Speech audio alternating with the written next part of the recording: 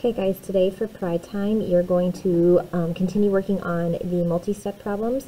I told you guys before that we would be continuing working on more combining like terms type of problems.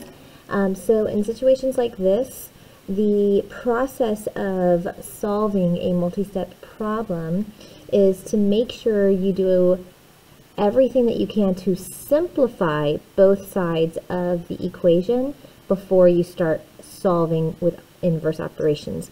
So what I like to call that is do before you undo.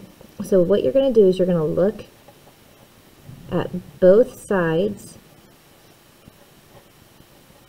of the equal sign. Okay, the equal sign kind of acts like a wall or a barrier there. So you're going to look at both sides of the equal sign and you're going to do what you can, meaning distribute, combine like terms, that kind of thing. So you do what you can, and like I said, distribute or combine like terms.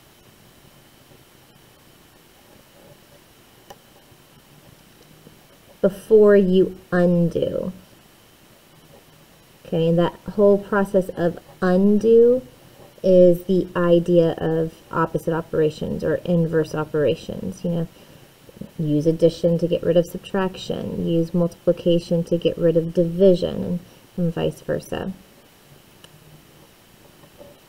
Okay, so when I say to split this up, what I'm going to do is I'm going to create a little barrier here. And this little barrier is going to create like a wall where I'm focusing on just the left side of my equation, which is that whole 6x plus 8 minus 3x portion, and then the right side of my equation, which in this case is 10 plus 4. So I have two different sides of the equation. So the first thing I'm going to do is I'm going to focus on the left side. Now, combining what I can. We did this yesterday, where we might have to maneuver things around. I have a 6x here, and I have a minus 3x. Please note that that minus has to travel with it. It belongs to the 3x. It belongs to that 3x, so it's very important that it travels with it.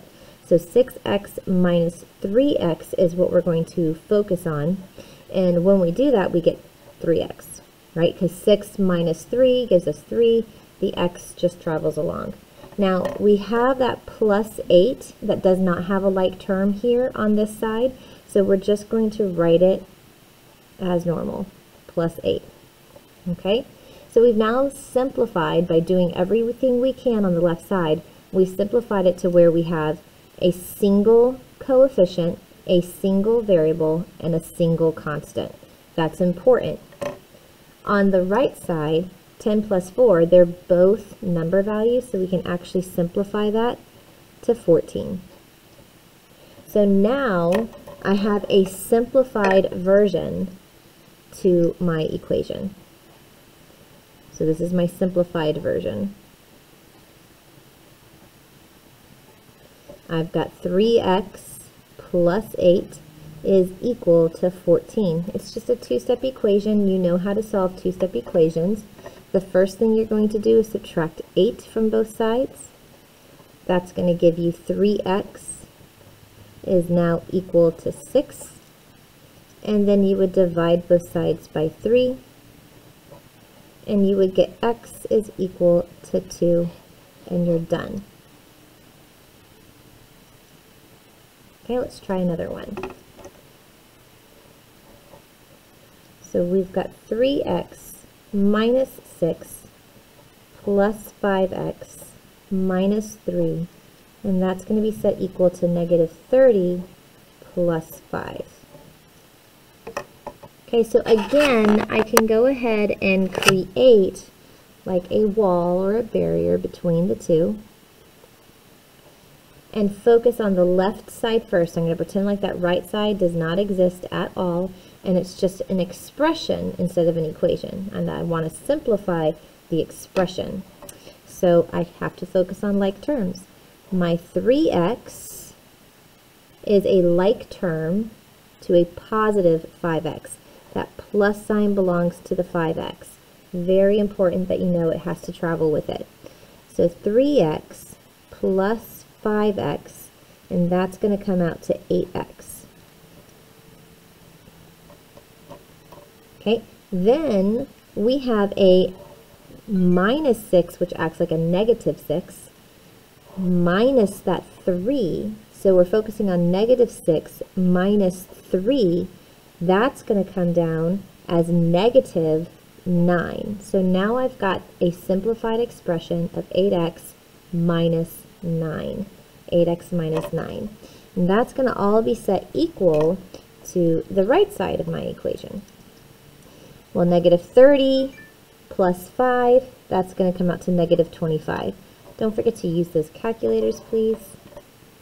Okay, so now I've got the equation 8x minus 9 is equal to negative 25. The first thing I'm going to do is add 9 to both sides.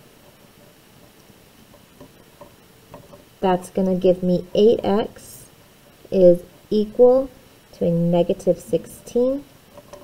And my last step is to divide both sides by 8. And I'll get x is equal to negative 2. Okay, at any time if you need to pause the video, you can. Go back, look through it, whatever you need to do. Just make sure you're getting it all written down. I know I'm going fast, but you can pause this video if you need to. So I'm going to go on to my next page in my packet to work on problem number 3.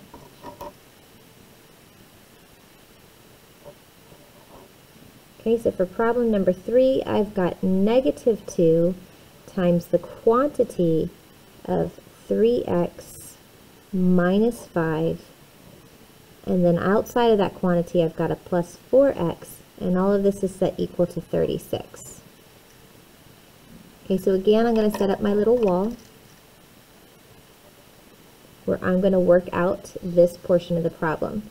Now, when you are simplifying, before you can combine like terms, you have to use distributive property. Distributive property is always the first step if there is a distribution that exists. If you look at the backboard, in the backboard there's a center part of the bulletin that says solving equations. You can look at it. Step 1, it says distribute. Anything that's in the parentheses, you need to distribute it to all parts inside the parentheses. Distributive property has to happen first. So the distributive property states that you're going to take what's on the outside, that negative 2, and you're going to multiply it to each component on the inside. So remember, each of these is its own separate term. 3x is a term, and negative 5, that minus sign acts like a negative sign now. That's its own individual term. So I'm going to do negative 2 times 3x, which is going to give me negative 6x. Then I'm going to do negative 2 times negative 5, which is going to come out to a positive 10. I can't just write a 10. I have to put the positive sign in between it, so it's now a plus sign. Okay, now this plus 4x still exists, so it's actually going to just come straight on down in my problem, plus 4x. Alright, now that I'm done with my distributive property, I can go ahead and focus on combining like terms.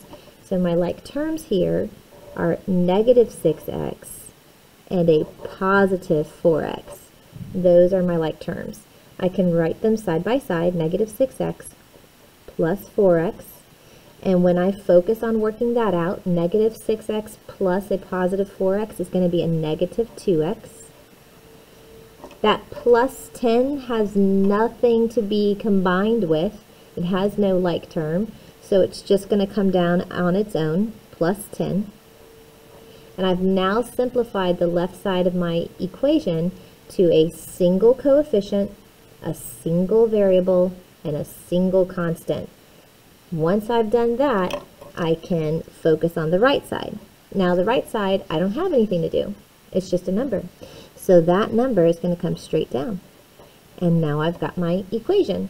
negative 2x plus 10 is equal to 36. So the first step, again, inverse operation to your constant. You're going to subtract 10 from both sides. That's going to give you negative 2x is equal to 26. And then you will divide both sides by negative 2. And you'll get x is equal to negative 13.